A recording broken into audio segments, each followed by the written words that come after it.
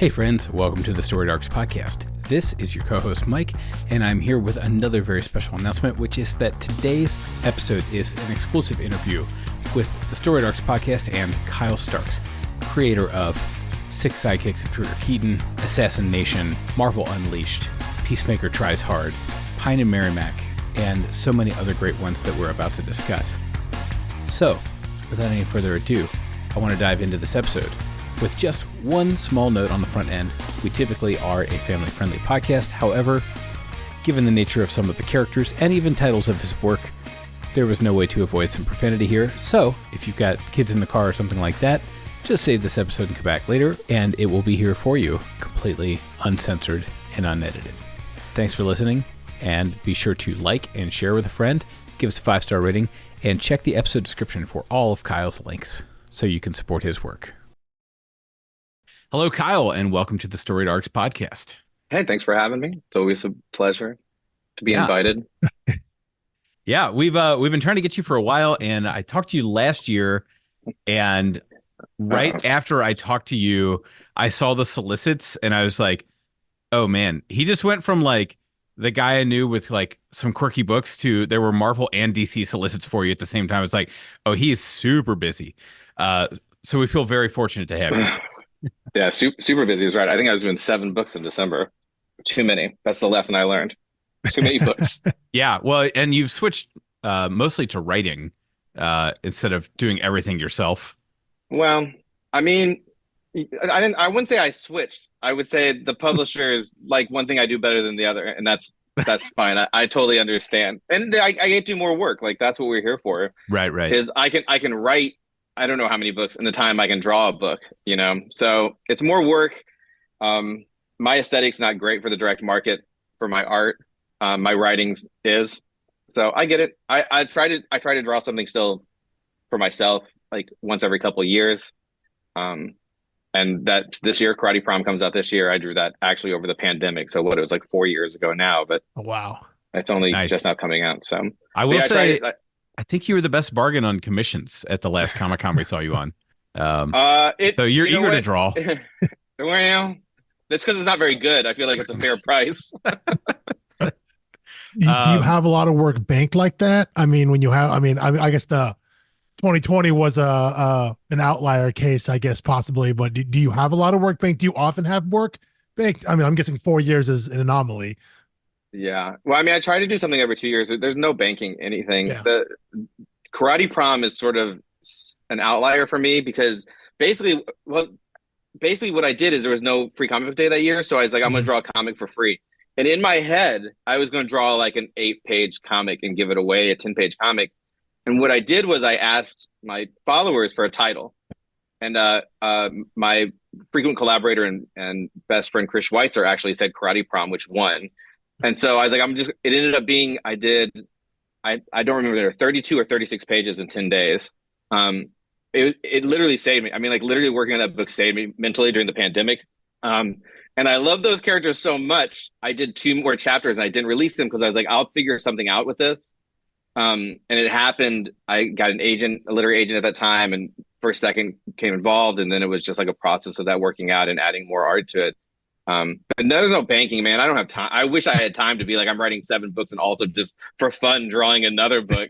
But usually like I said, like, you know, usually when I'm drawing something, it's just me. So like, I'm not looking for a publisher to give me a rate. I'm not looking for a schedule, but generally I just take like 2 or 3 months and just work nonstop. And it's the happiest I am.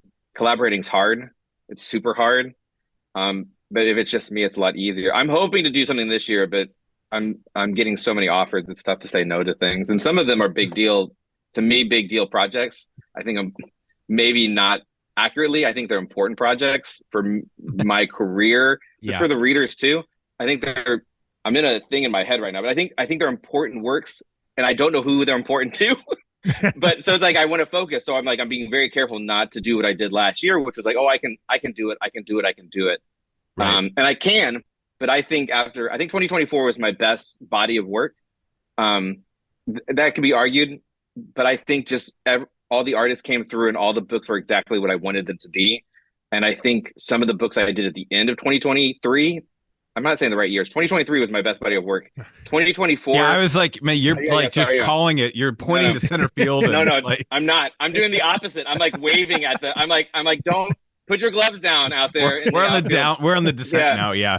Yeah. So I think like I did too many books, and I'm sure a lot of that is just you're your hardest critic. I'm sure they'll be good. But I did too many. I learned a lesson. You know what I mean? I learned a lesson. So maybe saying yes all the time. I mean, it's hard to say no, because then you feel like you're the guy who doesn't. A project doesn't go. I'm sure for you, if you say no to something, you feel like you're rejecting that project, and that project doesn't get off the ground now. So I don't feel.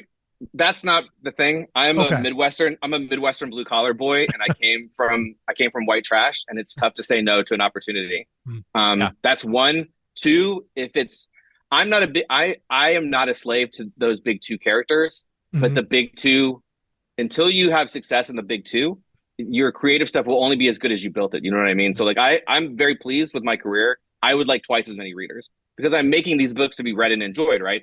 Big two runs in the direct market in the US is necessary. So it's tough to say no to Marvel or DC, especially. Sure. It's also tough because if Dark Horse says, what else you got? It's like, oh, well, 4 years ago, it was hard to find someone just to be like, I want to make this book. So there's all these emotional variables.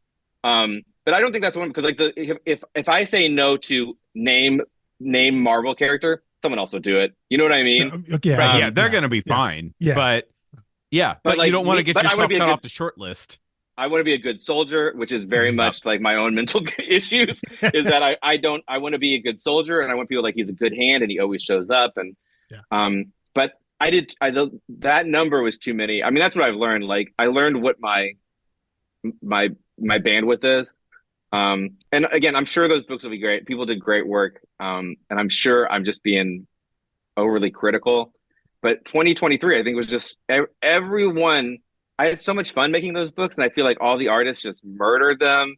And like, I mean, I say that in a good way. I mean, like when you get Steve Pugh for a comedy book, like, oh yeah, it's Steve, just like Fernando Passarin on Wild Dog. I can't believe I'm forgetting the name of the guy who drew Marvel. He's so good. Jesus. Well, you also had is it Fran Galan? Fran Gallen, who's doing Pine and Merrimack now, is maybe the best of all of them, which is crazy. That book is gorgeous. The art on that book. I don't know if I knew that name. I don't know if I knew. He hadn't done much. Yeah. And I mean, I picked that book up because your name was on it. I was like, the interiors are gorgeous in that. He did my Creepshow, Eisner-nominated Creepshow story. And he made such amazing choices. Like, as a storyteller, he's on just a different level, and has been a joy. I would work with Fran probably forever, and I hope to work with him several more times, which we're working on. Yeah, just an amazing. I mean, Artyom Topolin on I Hate This Place was the beginning of the year. Schweitzer did a Harley. Chris Schweitzer, I mentioned before, did a Harley Quinn 10-page. That was in the Red, White, and Blood or whatever, the anthology story, right? Black, White, and whatever. It's Marvel did a billion of those, but both the companies do a lot of those anthology books. They're a lot of fun. I think my Thanos book came out last year. I can't remember, and Ron Lim did the art for that. It was just like a crazy year. It's going to be tough. Was that last year too? It might have been the end of the year before. It's so tough to keep track of. It's just like I'm not in my head about it. It's like man, that's a good year. Yeah. That's going to be tough to beat. Yeah. And well, we'll see how it goes. We're doing the best we can. We're just trying to entertain the people. Okay, so we hit the ground rolling, but the typically the first question we like to ask is, what's your comic origin story? How did you get started writing, drawing, creating comics? And also, if it comes up, what are your influences? Yeah, so I think I have a pretty good comic origin story because I wasn't trying. I didn't try to do this. I grew up in comics. I worked at a comic book shop that also had used books and used movies and sold pornography and baseball cards and rented videos. And so I was surrounded by media. I loved comics my whole life. But I was graduating high school in the 90s when I was working at this shop still, and comics were terrible. Like, they were so grim dark and just like, they weren't fun. Super gritty. Yeah. To me, all the fun was gone. There's exceptions.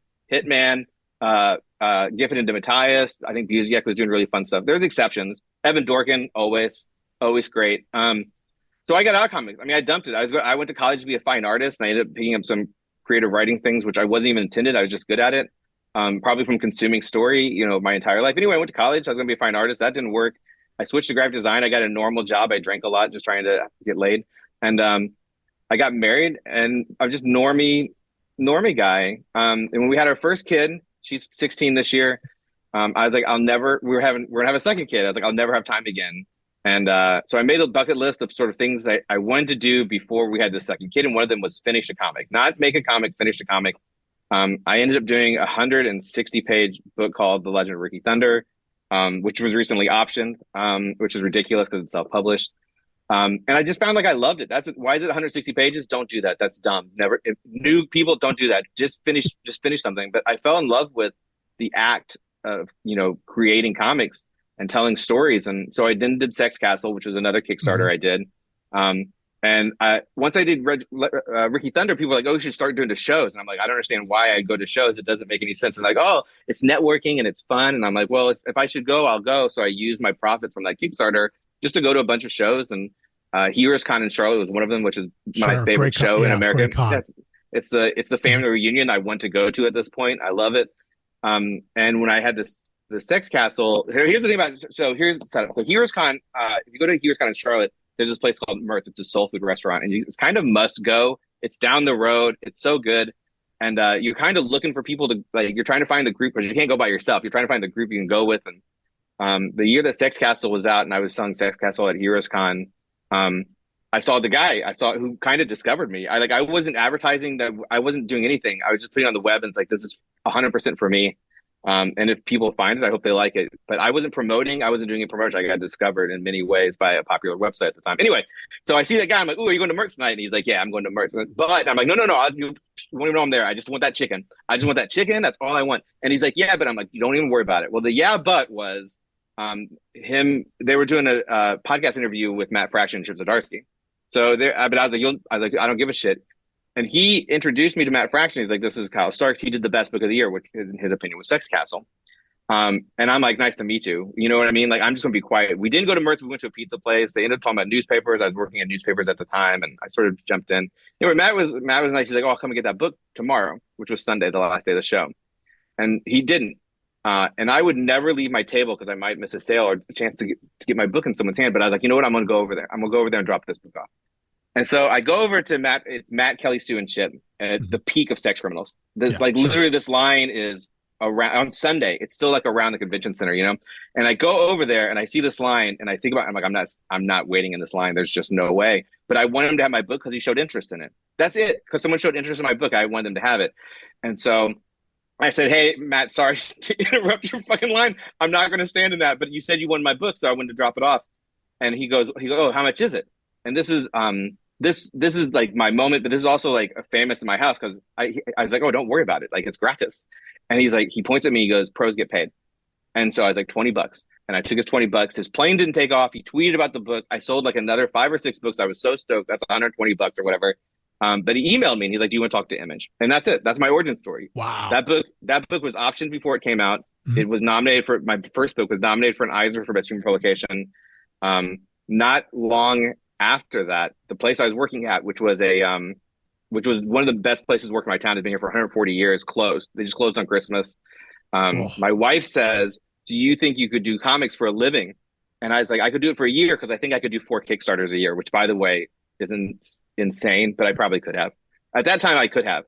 Now it's like, that's so much work. Why would I wouldn't possibly do that much work now. But what happened is that February, I think that's right, February or March, I ended up getting Rick and Morty, which obviously was a regular gig. It was supposed to be 5 issues. It turned into 46 or 48, and allowed me to do Rock Candy Mountain. But also because I was on a book that was selling, I got other opportunities. Like, that's it. Matt Fraction was like, "Do you want to talk to Image?" Because he liked my book, and that's my origin story. But I was literally just a hobby. I was like, I really like doing this. That's it.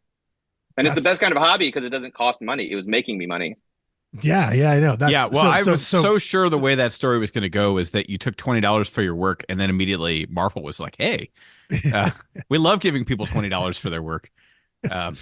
So Rick and Morty, that getting on that and that becoming like an ongoing thing, was that was kind of, that allowed you to go and do something like Rock Candy Mountain and do other things at Image at that point? I think allowed you to keep going?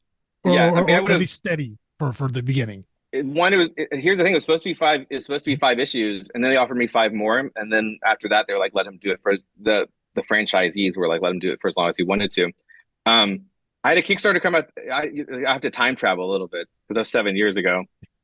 I did Kill Them All as a Kickstarter that year. I actually did, I think, 90 pages in 30 days because I lost my job. And I was like, I gotta get this Kickstarter out ASAP. And then Rick and Morty happened. I was already working on Rock Candy Mountain, I think. Like Rock Candy Mountain was going to happen because Image was so pleased with Sex Castle. And I don't remember that was the first Image book. So that kind of came from Sex that Castle initial. Sex Castle was my first one. Yeah. And not published Image, but like work for Image. Yeah. Yes, where I was making it originally for, and then we did Old Head over the pandemic, basically pre-pandemic, but right as the pandemic dropped, which was great. So those are my 3 Image books, and I think right around that time, Assassination. I don't know my schedule, but I met Erica Henderson at Heroes Con. She was a good friend of mine, and at New York Comic Con, I was like, hey, I have this really dumb idea. It's the dumbest.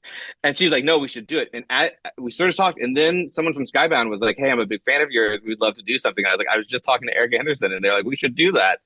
So there's a bunch of serendipitous things. The thing about Rick and Morty is that it sold well for a series. No one read it, which was weird. Like they're just buying it for their stoned son-in-law. But it showed that I can regularly work on a high quality book for a period of time, which was good.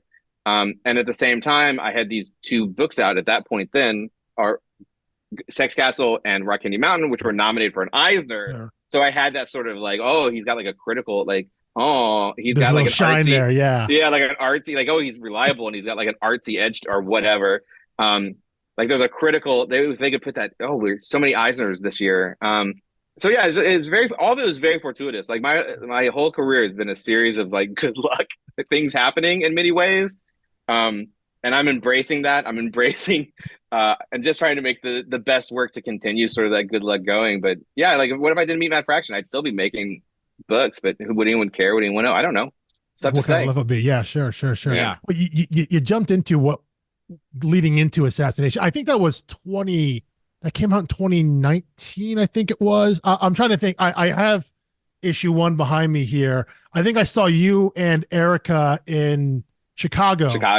E2E2 would have been, I think, 2019. I was like, surely that was pre-pandemic. You were not going in 2020. It was. No, it seems like it was longer than that. It came out in 2018. Okay, yeah. 2018. So March 2019. I mean, I did go to C2E2 in end of February. Man, no, you know what? I bet it was March 2018 because I don't know if we had the trades at that show. Oh well, no. This is issue 1 back behind me here. So I think just the first issue had come out by the time you guys were at C2E2 then. So late 2018, early 2019, something like that. It had just come out. So I was leading into. I don't know. It's tough to say. It's all the blur back then. But I was curious how you got connected with Erica. So it sounds like you had met her previously, and at that point she'd already been working on Squirrel Girl. Well, the arc was It's funny. I sat next to her at my very first Heroes Con, which I think was her very very first Heroes Con, and we hit it off. And she got Squirrel Girl the year before. We talked at Heroes the year before. I think it was that Heroes, the Matt Fraction Heroes, that she was like, "Oh, I'm doing character design for this Marvel book," or maybe it was happening. But basically, the year that Sex Castle came out for Image was the year she started Squirrel Girl. So we had like we were literally nothings at here. And the next year she had a Monkey Brain book, which had a great name, which escapes me. It had a great title that she did with Chad Bowers and Chris Sims. Oh, I can't think of it now. It has such a great title. Anyway, but we were both like doing things. Like we were both like doing these little things, and we're like, so we were moving up at the same time. Of course, like it was a different arc for her, but we were arcing at the same time. And when this had came around, she had just finished Squirrel Girl, and basically like I'm only being asked to do things like Squirrel Girl. Yeah. And we're friends. Like we're really good friends at the time. And so I was like, I have the dumbest idea, which are always the best ideas frequently, if you can make that spin. Yeah. But I think she was like, and I was like, Tarkington? And she's like, I'm in. And yeah. So how much of that? And so how, I mean, so obviously the the idea of the like world's greatest former assassin or I love it. I love yeah, an assassin. yeah, I was going to say that is a recurring bit, a weirdly recurring bit in a lot of your books, whether it's the world's greatest former assassin or groups of assassins or just assassins in general. So Yeah. how much of this idea was it just the base idea when you went to Erica with this? Did you have some of those names already in your head? Because I mean, because part of it, because one of the great joys of assassination, even though you kill off a ton of characters in the first issue, Spoilers. yeah, well, There's gonna be a lot of spoilers. There's gonna be a lot of spoilers. Yeah, if you've gotten this far, we're assuming you've read the book already. But that one was of the last great week's joys episode. is just the names are phenomenal. Then are just unbelievable and paired with those character designs. So how much of that did you have going in, and how much of it was it working with Erica and like letting her just cook on making up? Homie. Did you have names first and then designs? Did you just think of archetype? Like, which way did you go with this? Yeah. I'm incredibly type A. Like I said, collaborating is hard. It's really hard. For sure, day one, I said fuck Tarkington. For sure, at New York Comic Con, I said the words fuck Tarkington to her because I was like, that's hilarious. Yeah. She did all the character design. Okay. Based on the names or just like making them up as? Yes, based on the names. El Sicario is another top-notch one for me. I don't think she came up with any names, but it's been so long. And here's the thing. I'm so type A. I'm gonna say I did 80% of it. She 1,000, and besides character design, like the art, that's 1,000% of what you guys see. But she did stuff, but it's been so long, I can't remember. But the story, the characters, who they were, what happened, those series of events was mine. But she, I can't remember what they're called, like the Sword Kids and Katana Kids or the Katana Kids. Yeah. Like all that character design, like for sure, like conversations we had inspired that type of thing. But it's been so long, and I don't want to diminish her contribution.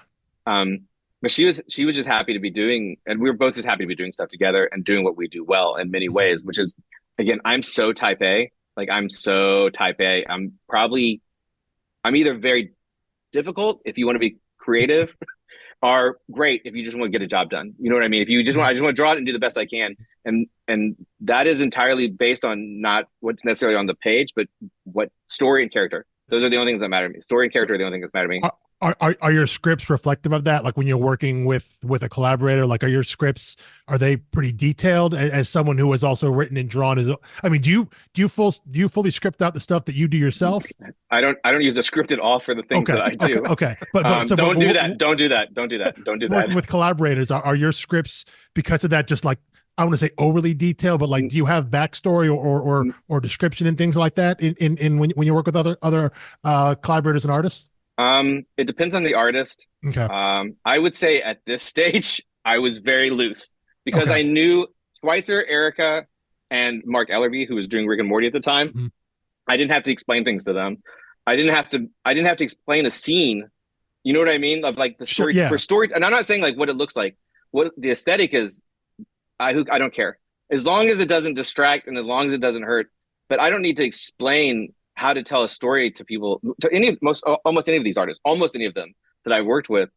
And I'd say at this point I was very loose. I'd be like, they're doing that thing and the thing, you know what I mean? Peace, and then it'd be dialogue. But I learned since everything's learning. For Erica Schweitzer, I didn't have to do anything. They got it. They got the characters. They got what was happening. They understood the story I was telling because I told them the story. They read the pitch. These things are lost on some people, especially people who are working issue to issue or editors who forget that. I just had an editor be like, wow, I really like that ending. I'm like, it was in the pitch. Like, I'm like, what is that?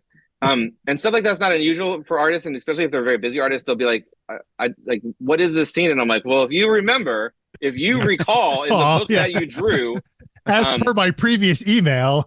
Yeah. But with Erica and a lot of those guys, Gaba, who did Dead of Winter, I'm trying to think. I was very loose. I was probably too loose. And I learned later on, especially for people who are newer, who are younger, who didn't have the sort of storytelling ethics. That's probably not the right word, like work ethic. That I had to be more because there's specifically early stuff in like I hate this place where I'd be like, hey, maybe throw this in the background. It's a cool little Easter egg, and they just didn't do it. And the words was like, don't say maybe. But I'm just like, I'm Right. trying to keep it loose. I'm trying to keep it loose. I'm trying to keep it loose. You don't want to seem like you're telling the artist. Though I am. You are. Yeah, you are. No, but it's a Midwestern request. Yes, that's right. It's like, it's like a Midwestern request. That's like, very us. I super us. need this done, but I'm gonna like make it sound collaborative. And casual. Yeah. So it's like, and I'm not calling that as there's many things I learned. It's like, if it's important, I need to maybe be a little more heavy-handed with it. But early on, I bet if I read those scripts right now, I'd be like, what is it? Like, what do you think, she's psychic? Like, what's going on? Right. Well, I mean, that book turns out great. I am curious too, being that you talk about how type A and with these kind of things you are, with all those early characters in Assassination. Again, a lot of them you look at, they're either stereotypical, archetypical kind of assassin hitman stories. Did you, when you were creating these names and let Erica go on character design, did you think about like even a little bit what they're like? Do they have backstories, or are they just like funny names that you thought, let's throw them in there? Or did you have some idea of like what kind of hitman, what kind of assassin they were? If the name wasn't clear, I probably gave her like, let me look at the book. I can't think of. I mean, like Meat Stick has to look a certain way, right? I'm like Meat Stick. I think and there was a lot. What's great about Erica is there's a lot of me going, oh, they look like so and so, and then she does like, and I thought she was going to draw them to look exactly like, but then she does like this great like file the serial numbers off of this person we know, or this, which I think is so good, because I'm like, oh, I still see it, but no one else will see it. But like NRA Niles Axelrod, whatever his name is, like I was for sure he's like this type of character. Meat Stick, I think I wrote he's Ogre from Revenge of the Nerds, basically. He's but for some of them I'd say they're this type of character, but some of them I didn't say anything. Like Red Scorpion, I don't care. It just like seems like a cool hitman name. Yeah. How about Dave? How specific were you with Dave? Well, Dave is interesting. Dave, I was pretty specific about. He was a character that to me was a specific type of human being, but this is, I could do like things you didn't know about Assassination kind of at length, because I think Erica brought so much. Dave is her husband. Her husband's name is Dave. And what's funny is I know when I was writing it, and I say, she's like, don't call him Dave, that's my husband. And I just didn't think about it when I wrote the script, so she kept it in. And Dave to me was going to be very suburban dad, but she was like, I think he's still kind of like overly sort of vanilla suburban, because she was like, I think he'd be wearing really expensive clothes his wife picked out for him, like high fashion. He's wearing like a tiger sweater. It's like coming down from the neck kind of thing. Yeah. That's a real sweater, and I think it's like a $5,000 sweater or something. So she's kind of dressing up. But that was also because she was like, don't call him that, and I didn't think about it. I just didn't think about it. And so there's several characters in that book who look like people who we know, me and Erica shared know. Fuck Tarkington is 1,000% Chris Schweitzer. He's 1,000% based on Chris Schweitzer. There's another guy. Oh, okay. Hold on. That's so funny. And we just met him a few weeks ago. Now that I've met Chris and seen him, well, now I can't get that out of my head. That's fantastic. So she did a lot of stuff like that, which is artistic, and it didn't necessarily change the character, but it changes the character. You know what I mean? Like in my head, like he still functionally does all the things I need him to do. I will say, since we're talking about, so two things. One, I learned a lot about editors on this one. The first issue, I got the worst notes back. 24 pages. I got the worst notes back. It was very short-sighted. Like I had no plan. They felt like big two notes. Like it's this issue. There might not be. I don't know. And so I was like, well, I'm gonna show them I know what I'm doing. I'll write the next 4 issues of a 6-issue series. I think that's right. Is it 5 or 6? Does anyone it's 5. Know? I think it's 5. All right, so I wrote 2, 3, and 4. Okay. I wrote 2, 3, and 4. I turned them in. I'm like, I would. In fact, I was writing 5, but another project came along, so I was like, I'll get back to it. I turned it in, and the editor goes, "Oh, I guess I should have told you. It's only 24 pages for the first issue. It's 20 for all the following ones, which means I lost 16 pages of story, which is almost an entire book. So there are some things that are just gone. Wow. They didn't make it in the book because there was no space for them, nothing crucial. But one of the things that was replaced by a certain character losing the majority of their arc is really Dave and Fuck just stole the show in so many ways. and sort of exploring their relationship became more interesting in lieu of having lost these other B stories. Mhm. So it being her at the time fiance, and it being Schweitzer, but it was funny. It was just so funny. Um, and we knew that they were going to be probably the most popular characters. So we had a very long discussion about, do we kill them in the last issue? Like, do we kill them or do they survive? Because we're killing everybody. Yeah, everybody's dying. Yeah, I think you make that clear in the first issue when you bring 20 characters together and you're thinking, oh, wow, 20 characters to follow. And then very quickly, it's like 7. Yeah. Right. Well, and each single issue has like the scoreboard at the beginning, which I believe they cut out of the trade, which I can't believe. I'll tell you this. Not only did they cut it, what's in there? The first page has the first one is, but not and the then at the very, very end. The story goes. I think at the very, very end. Yeah, at the very last page. Yeah, who's left? I'm so sorry. I've never sneezed on a podcast before. No but problem. yeah, in the I can't remember if it was a single issue, because I was like, this is gonna be part of the book. And the whole thing we wanted to be is nobody's safe. If you like this character, and also the thing we wanted to do was when you open that first one and you saw that list, you go, I love David Bowie knife. David Bowie knife's my guy. I'm ride or die with David Bowie knife. Wistful Stan was mine. Wistful Stan.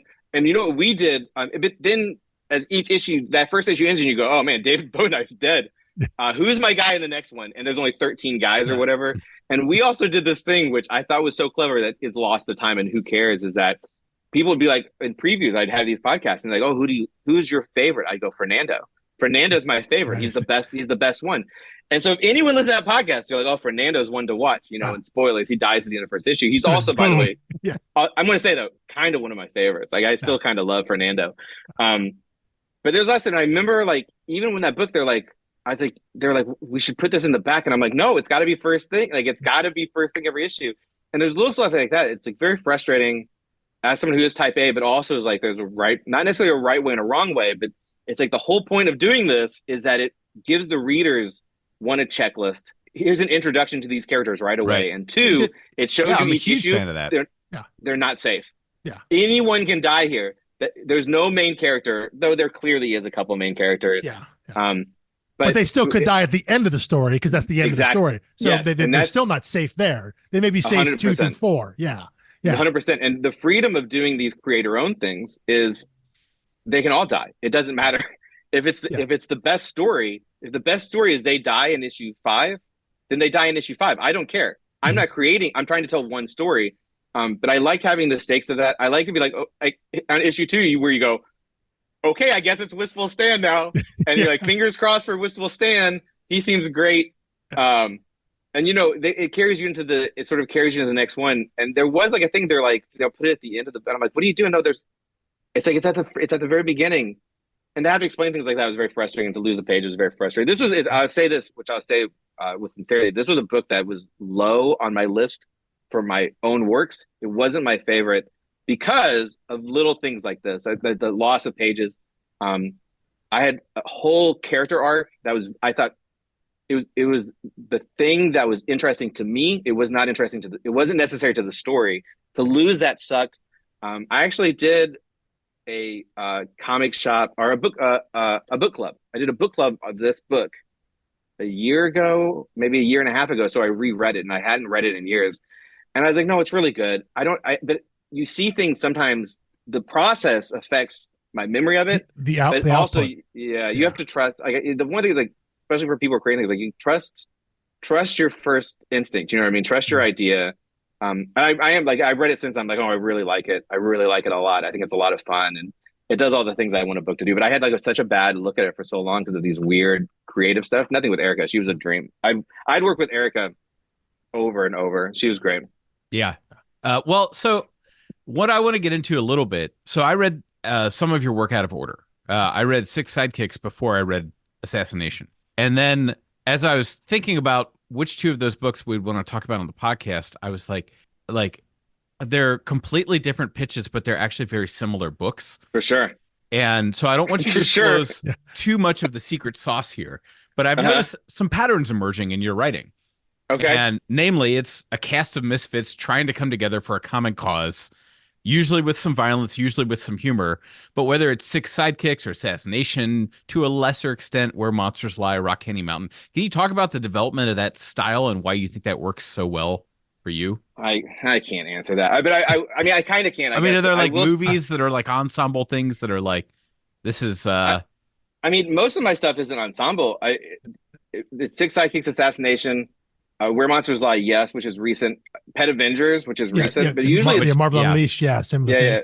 Marvel Unleashed. Yeah. Yes. Sorry, Marvel. I call it Pet Avengers all the time. It's Pet Avengers. We all know it's Pet Avengers. Yeah. That's a better name. Marvel Unleashed is a very clever name. Whoever came up with that, high five to them. But ensembles are hard, for sure. So I think there's like several answers to this question. One, Six Sidekicks is 1,000%. I did a really bad mystery in Assassination. It's just like there's a mystery that in theory is the MacGuffin, the motivator for the whole story. I don't know if it's very good. I think it is a good mystery, and I think the payoff. I think you got me, but it's not an important part of the story except for issue 1 and issue. And there's two mysteries. And at the time, my wife was watching only terrible mysteries, so I was like, "I'm gonna do a mystery." And she was also like, "Why do you have a Hitman in all of your books?" And I'm like, "Well, I guess I can't do any more Hitman. So what if I did all the Hitman? You know, I did all of them in one book to kind of get it out." And I haven't done Hitman for a while. I have done a lot of dogs, so I can't do any more dogs. I think the window's long enough I can do Hitman again. So there's one is that Six Sidekicks was in many ways me going, what if I did a better mystery? Is it? I don't know. It's more of a mystery story than Assassination is, which is what I really wanted to explore. So they are, to me, it's like the spiritual successor in many ways. Friendship, found family, family, those are just, I'm 47. My life is these relationships. And I think they're pivotal to who we are and how we make it through this world. And for some are good and some are bad. And, that's a thing. We do our themes over and over again. There's other things in there, legacy that I deal with a lot. I deal with legacy a lot because I'm old. Overcome, like my guys are always sort of, there's certain things that repeat and you go, gosh, I hope I'm not doing this too much. But also it's like, I'm always making the story I wish that would exist. For me, this is the story if I went to the movies and saw Six Sidekicks, I'd be like, that was dope. If I went, you know what I mean? Like that's how I make things. Yeah. Now, that note, which I think is very important, again, to any creators, don't do a 180-page book your first one. Don't not use a script. Do try to make the thing you wish existed in the world. I don't remember the other good advice I gave. Is that I love the idea of action comedies. They're always bad. So almost any action comedy that I watch, I was like, that's what I want. Because it's just like, when they're good, they're the ones I like the best, right? Because they have everything. And that even goes for like a very strong 80s where it's like they all were pretty funny too. All the action movies were pretty funny, which I think is why I want action comedies to be good. They almost never are. But you know what I mean? So it's like, those probably set me up, is that you're always trying to make the thing that you wish existed in the world. And on that note, I Hate This Place was supposed to be not funny at all. Like they're like, don't do comedy. Because I was asking for advice. I was the pandemic was about to start, or it had started. Yeah. And Six Sidekicks didn't sell very well. The New York Public Library top 10 book of whatever year it came out, no big deal, but no one read it. Or it was read poorly. It was read, I don't know the nice way to say that. It wasn't read as well as I would have liked it to have been read. And they were like, don't do comedy anymore. Because I want more readers. Like all I do is want people to read my books. I'm not making these stories for money. I mean, I'm getting paid to do them, but I'm not doing it because I'm driven by money. I'm driven by wanting to give something to people and for them to consume a good story. And it's like, usually they're humorous because life sucks. Like, what if I can make someone giggle in 30 minutes and that's my legacy? Like, I'm here for that, right? But at this time, I was like, I want more readers. I don't know what I'm doing wrong. They said, don't do comedy. So I did I Hate This Place. I Hate This Place was nominated for Best Humor Publication. Like, I can't. And I was really just like, you know what? It is what it is. The best things have everything in it. I don't think the books that I've written over the last 2 years are like, maybe Where Monsters Lie and maybe Peacemaker. I don't. They're so hilarious. I think they're just good stories, and I think they're amusing. You know what I mean? Yes. But I think they're also sad, and I think they also have like this big action spectacles in them. And so it's always me trying to make the thing that I wish existed in the world. And now it's a bit more of I've made a bunch of those things. So it's like, what interests me now? And the big two stuff, which we start out with, is interesting because it's like an assignment. It's like, what would you do with this character? And I'm like, well, let me think about it. I want to think about it for a second, which is nice because it removes the impetus of having the whole cloth create a thing. I have all that back history. I have so many things to draw from. So it's kind of a nice break from being like, what if X basketball player fights Dracula's head? And you know what I mean? Like, it's kind of easier than, you know, what if karate prom? You know what I mean? Like, it's kind of easier. And so it's interesting. I think that's the answer to that. What inspires, but you know, we're all like our entire lives. You know what I mean? Like every movie I've seen, I've watched too many things critically, which I've taken to take my whole life. There's no joy in it. There's no joy. There's only me going, well, that's interesting. How could that have been better? That's interesting. What could they've done to make it better? And now just trying to apply all of that constantly, right? Professionally. Yeah. Well, I mean, I think I'm glad to hear you say that, because I think what's so refreshing about your work is that, like, I'm a huge movie guy. You know, I was born in the 80s and, you know, grew up a little bit in the 80s, mostly in the 90s. And I remember like seeing funny movies and having that shared experience in the theaters. And it seems like with stuff going to streaming so quickly, like movie theaters aren't as full and people don't really try for comedy anymore. And like the shows are like, I know we're in like the golden era of TV, but it's like all pretty bleak. And it's like not really my thing. And I'm like, I just like want some balance to it. And I want some action and I want some humor. And like, you know, when like the Marvel movies are firing on all cylinders, that's what they have. But apart from that stuff, if you know, it's just kind of like comedy is struggling. Well, and so I mean, to be able to have some mirth. Comedy and comics is a whole conversation. Like it's a whole conversation because, well, two things. Before I get into that, and I'll try to do this quickly as possible. Like my North Star is like the 90s kind of ruined comics for me as being this fun thing that I love because they weren't fun. And that's my North Star. Is it fun? Did I moderately entertain someone for the length of time it took to read that? Comedy and comics is a whole thing, which is why I was trying to get out of it. It's a dirty word. Like I try not to, don't put comedy in the previews. Don't say comedy. Don't say laugh out loud. Don't say ha, because comics is hard to do comedy in. I think there's only a few people who regularly today do it well.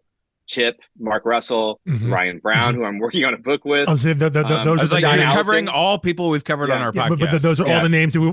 But that's the same short list we would have come up with. Yeah, because you're John right. Allison. There are. I love Giant because Days. It's because it's two things. It's hard to do because comedy is so subjective, and I think if you look at that group of people, myself included, we cover a broad range, and that's what Rick and Morty does. Rick and Morty does low jokes, it does high jokes, it does some jokes in the middle that are maybe just for me that you hope people get, and it's hard to do. It's pacing. You have to put space into it, and the way comics are now, it's nonstop spectacle. There's no time for character, in my opinion, and four, people are not going to buy. They're not going to seek out comedy because they've been sold a bad bill of goods so many times. People go, it's a hilarious new book. It's slapstick from Marvel Comics. And you're like, this isn't funny. Even like, this is just gags. This is like a mad gag book. And it's like, that's not funny. So it's not me tooting my horn. The thing is, like, the reason why I think there's so little comedy now is because it's very challenging. It's very difficult. It also doesn't sell very well. Right. And all those are factors, right? So like, and the fact it doesn't sell well, people don't read it. Like, Kyle, why do you still do it? Like, I don't know. I think comics should be fun, and I'm trying to make the thing that I want. Right. And I think like really, really funny books don't tend to rack up like Eisner's. Like, you don't get prestige. You're not getting the sales. I mean, and perhaps case in point that the one book where you tried not to be funny won the humor category. That's how mirthless the humor category is. And you know, I was kind of confused about why that would happen. Why I would, because people were like, it's really funny, and I'm like, it doesn't seem like that funny. I guess because they're characters. I write characters. I want you to like them, right?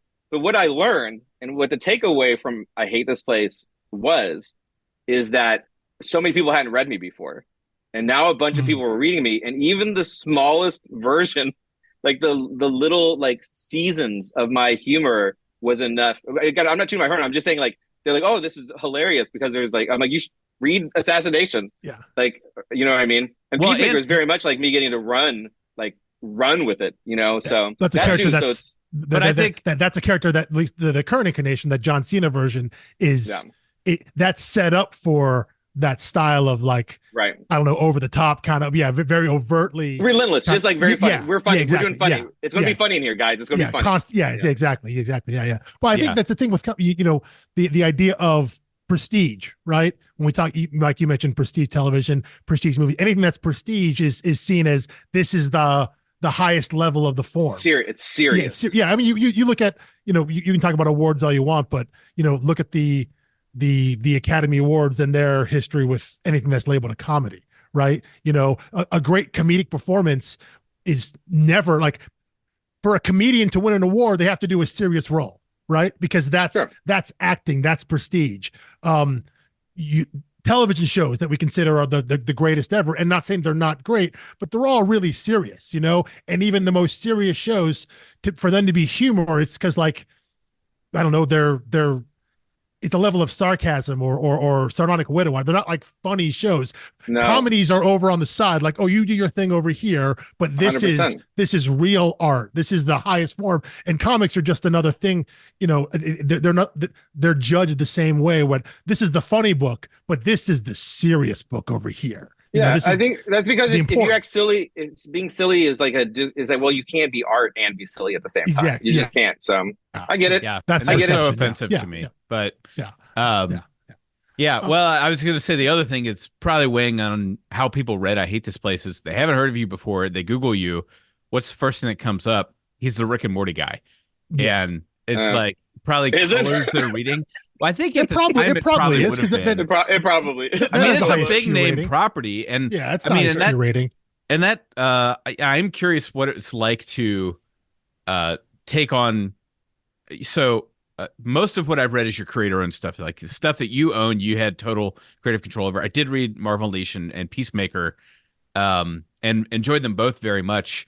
But I am curious. Okay, so you got kind of your formula of like the band of misfits from Six Sidekicks, Assassination, Marvel Unleashed. You get to do that, except you're not creating any characters. You're inhabiting someone else's world. I created one character. I created D-Dog.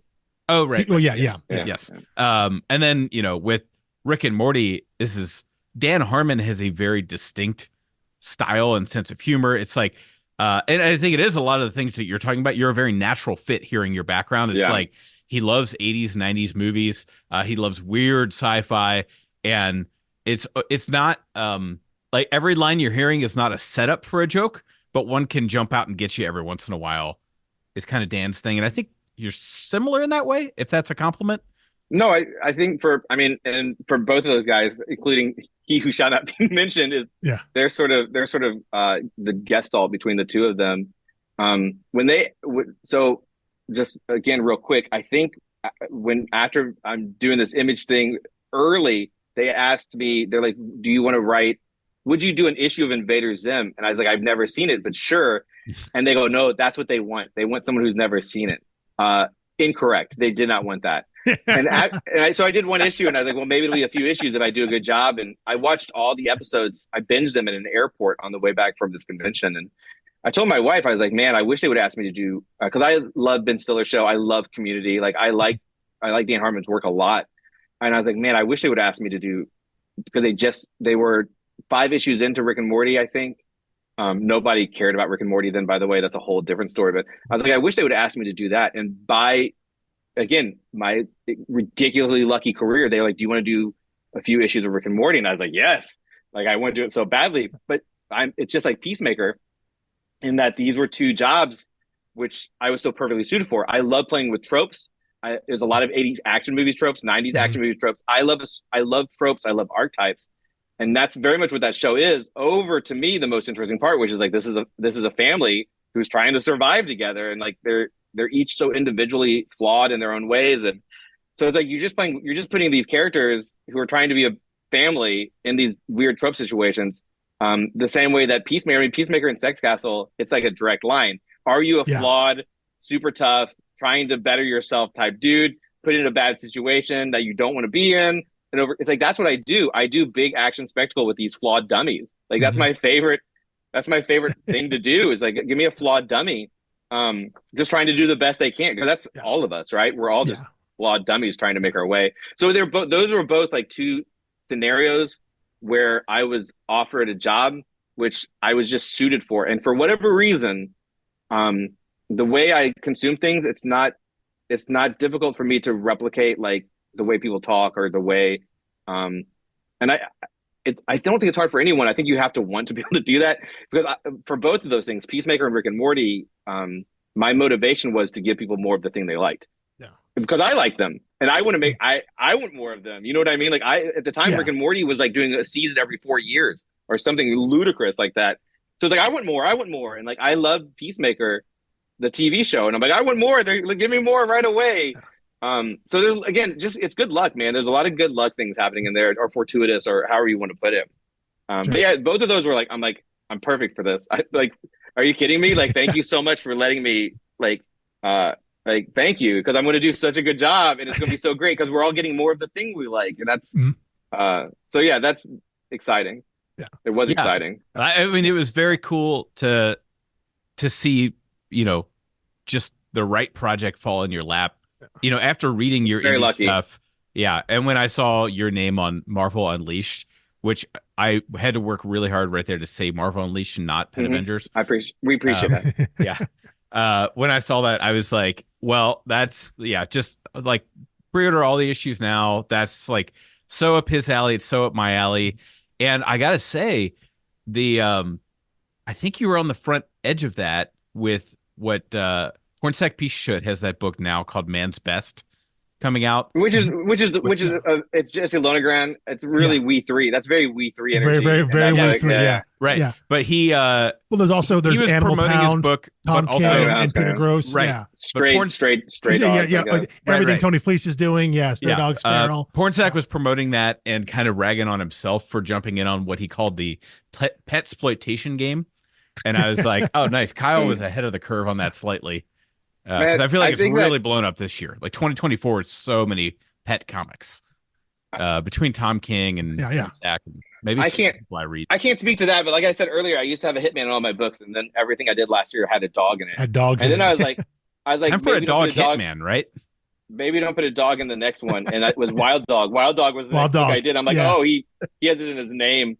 Yeah, I don't know, man. You know what? Honestly, I just like dogs, and I think they make everything better.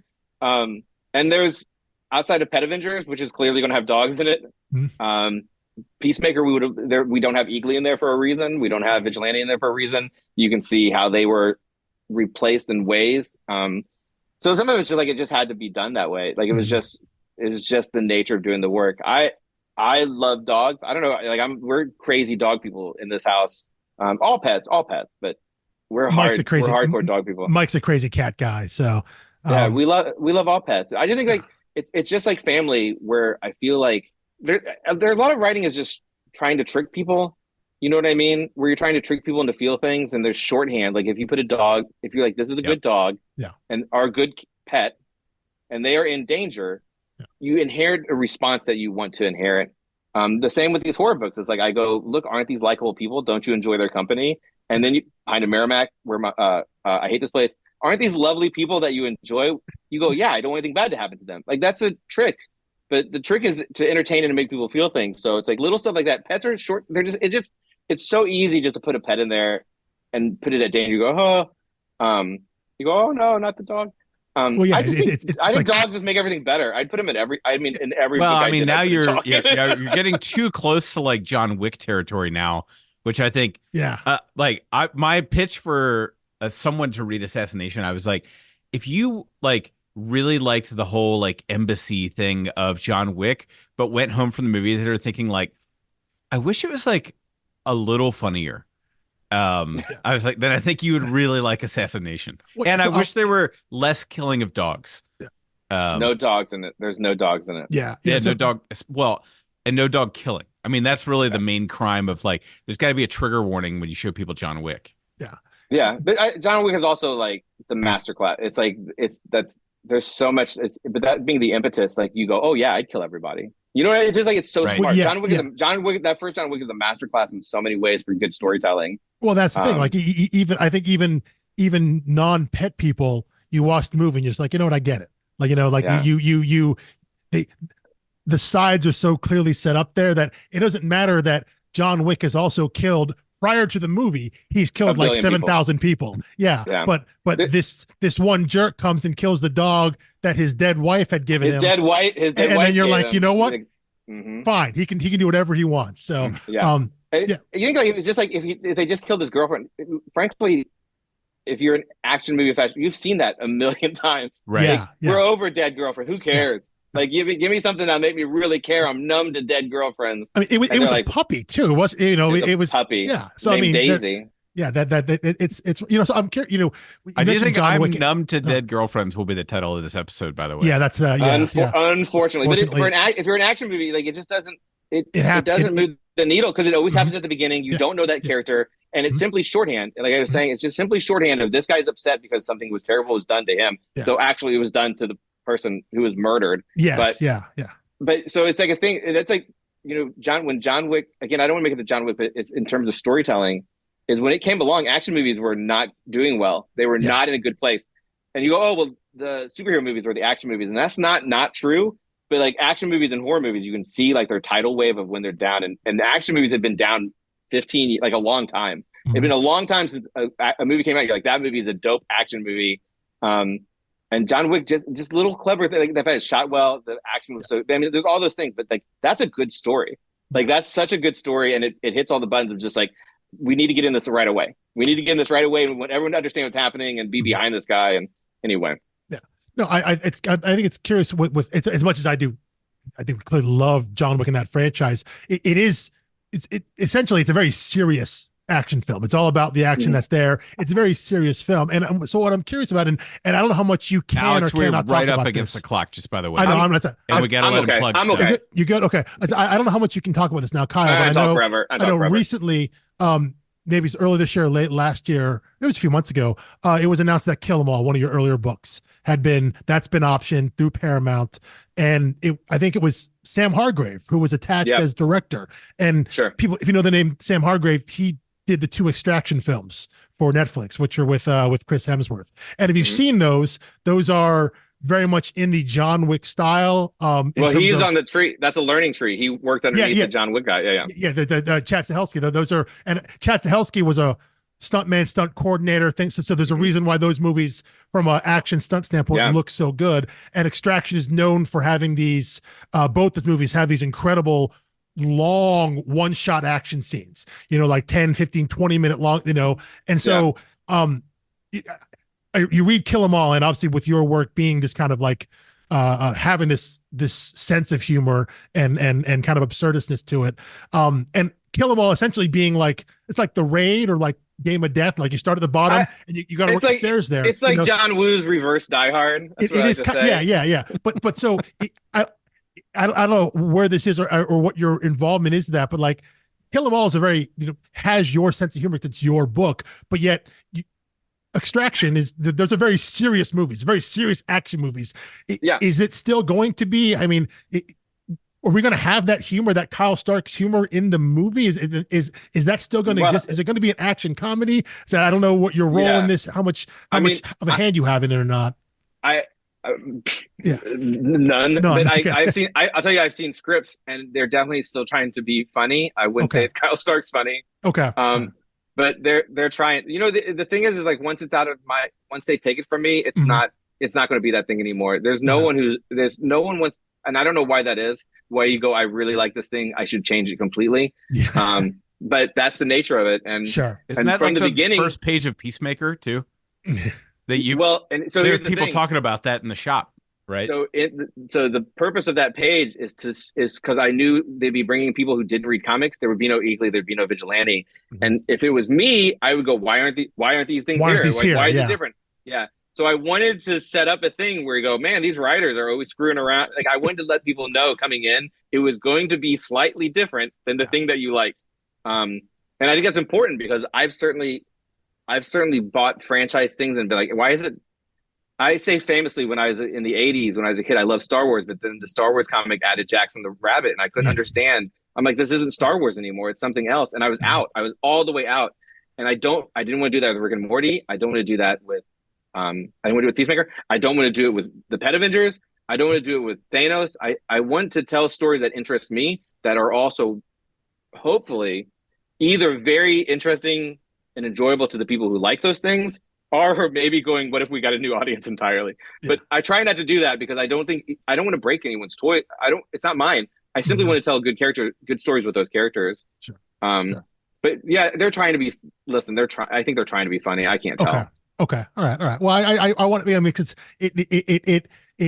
They can't ruin my book is my takeaway for everything. Is they can't. My book is always going to be the book. They can't change my book. That was where I was going next. Yeah. Thank you for going there. The idea of like how much, how precious you hold this. The idea of you see your work, your art is the thing that's already done, and whatever it becomes is 100%. Whatever it becomes. Okay, yeah, that's good. I made my thing. They're making their thing. Is it using my stuff? Listen. I'm not Alan Moore. I know they're not going. I'm not confident that anything that's made on mine will be in my head because I made the thing I want to exist. Yeah. You know what I mean? Yeah. If you wanted to make a movie, you would have made a movie. You made a comic. No, what I'm saying is like if I read Assassination again, I'm like, this is it, minus one thing maybe. But I'm like, this is it. I like this. So if you made an assassination and it's in no way assassination, I'm not going to enjoy. I'm personally, Kyle Starks is not going to like it as much as Assassination because I made the thing I wanted to exist. But I also go, it's not. That's their job. That's their industry. That's their media. Hopefully it sells some books, but it almost guaranteed not to be the same thing. Why is that? I can't tell you. I can't answer. I don't know why. That's not me. That's through history, right? Anything that's like, why is it different? And there's some exceptions, obviously, but it's like, what is this desire to change? And sometimes it's logistical. You know what I mean? Sometimes you have to. Yeah. You're doing a 15-page short story and making it into a 2-hour film. You're going to listen. I don't dwell on this. I always say, I was like, this book is my baby. If someone wants to give it a scholarship to go to college, that's on them, man. You know what I mean? Like they're adults. The books, I can't control that. The book's all grown up. That seems like a healthy attitude. I know. Well, there are whatever they do to it, they're never changing the original book, right? Exactly. Right. Yeah, exactly. Yeah. Like they can't I think it's similar to final product. Anytime a story from your childhood is remade into a new Ming or anything like that, people say, "Oh, you've ruined the thing." It's like, well, no, they haven't ruined it. That thing still exists. Yeah, that thing still exists. You can't ruin Ghostbusters. Yeah, even if Ghostbusters 5 is like, guess what? They were all gay lovers. You're like, it's still good. That movie's still great. Like you can't. I've never understood that impetus. I also don't understand trying to possess like nostalgia like that. I don't have that in me, because that first thing's always going to be good. Though it's certainly some things you go, well, I wish you wouldn't have done that. Right? Because now there's more of the thing I like and half of it's bad. I mean, like, listen, I'm going to say again, I love the first 3 Star Wars. I hated the next 3. I hate it. I'm out. Like Star Wars can't bring me back. I mean, I've liked things since, but I'll never love it like I did. So those things do affect your affinity for things. It can change your affinity to the property, but it can't change how you feel about the original movies. Yeah, it still is what it is. Yeah, it still is what it is. That is still there. Yeah, so that's a weird wanting to own your own nostalgia. Like I possess my nostalgia. Yeah, it's like it's all stories. You just go, I wish I was. You just go, I wish it was better. I'll say, case in point, I don't understand. I haven't seen it yet. I'm watching it probably today, like the new Roadhouse, because I love Roadhouse. I don't understand why you'd make another Roadhouse. Yeah, I don't understand. Why did you just call it like Punchtown? I don't understand the impetus, and I know the reason why is because that's the only way you get people to watch things is to go look at your past, it's your history, it's your past. So then if you look at it in that context, like they can call them whatever they want to call them, right? They can it can just the next Reacher can be called Goonies. Who cares? Like just call it whatever you want to call it. It won't change anything, and maybe it gets like another 2,000 viewers or whatever. Yeah. But they can't ruin my books. I hope whatever gets made, if anything gets made, which is I've optioned everything. Yeah. I've optioned everything that I own, except for Old Head in my everything that I've owned's been optioned. 2 unpublished things have been optioned. Legend of Ricky Thunder, which was announced earlier this year, and another. Listen, nothing ever happens to me. Nothing ever happens, and when it does, it'll be great because I'll get at that point, I'll finally get a nice paycheck. Sure. But more than anything, you hope people go, "Oh, based on a comic book," you know what I mean? And they go, "Maybe I should check out a comic book." And they go, "Oh, this is really good," but they also go, "Oh, the movie was better." And the movie was better, and I'm like, "Oh, that's fine." You bought the book it for you. Exactly. You've already bought the book. So yeah, at that point, you're good to go. So I guess so you've already mentioned you alluded to it a little bit. You mentioned Ryan Brown, and I know, when we come to the end of these things, we always ask, what do you have next? What do you have next that's coming up you can promote? And as this interview will come out a few weeks from when we're actually recording, but as we're recording, like literally 2 days ago, it was announced that you're working in the Minor Threats universe. That's Patton Oswalt and Jordan Blum's kind of pet project over at Dark Horse. You're working with them and artist Ryan Brown, who Mike and I talked about when we talked about 8 Billion Genies when he did with Charles Soule, which is so fantastic. Curse words. Yeah, curse words, fantastic. you guys are working on a little miniseries called Barfly, which was like literally a minor like not even a minor character, it's like a background character in the Minor Worlds universe that Oswald and Blum had created. So that was like literally just announced. Man, can I tell you? I don't know if I think Scott, the artist, maybe created that character, just putting him in the background. I think that was just. I don't know. I think they were like, "Who is this guy?" Once he started showing up. I mean, that's how we got Goose in Saga, right? Was like Fiona just had a stray drawing, and Brian K. Vaughan was like, "I love that. Now let's make everyone fall in love with him." I think Barfly was like they needed to literally fill out the people in the bar for all the henchmen and all the bad guys, and it was just there was a guy who was drawings. Someone who was there. So I know you have that coming up. That's coming out. That'll be in July, I think I have written down here, coming out later this summer. So we know you have that in the works. So I don't know what you have. I think it's July. I can talk about. Yeah, that's crazy. I have a lot coming out in the summer, is what I have that's been announced. So you I know you have that there. So I don't know what you can tease obviously about that. keep buying Pine and Merrimack, everyone. Anything else you have new? Anything else you have new that will be coming out? Either you can announce and talk about just kind of what you have outside of Barfly. So Pine and Merrimack's coming out right now. Issue 3 came out, I think, 2 or 3 weeks ago. It's a 5-issue series, so that will probably be collected trade at the end of the year. I'm very proud of that. Frank Gallan is a remarkable talent. Of the many things I've been working at, so Barfly is one of them. With Ryan Brown. Ryan Brown's a Midwestern guy like I am. I think he's humor is so hard. He's so good at it. 8 Billion Genies is like look at what this guy can do. Unreal. He has an endless creativity that I envy. Like he's clearly having fun. And this first issue, I mean, like the first issue looks it looks unbelievably good, and he's added so much. So with that one, you're like, hey, what about these bits in the background? I'm gonna be like, I didn't do any of them. If you see something written on a wall, if you see a funny, and I love a funny SFX. In some ways, I've sort of made it one of my bits is like I do funny sound effects.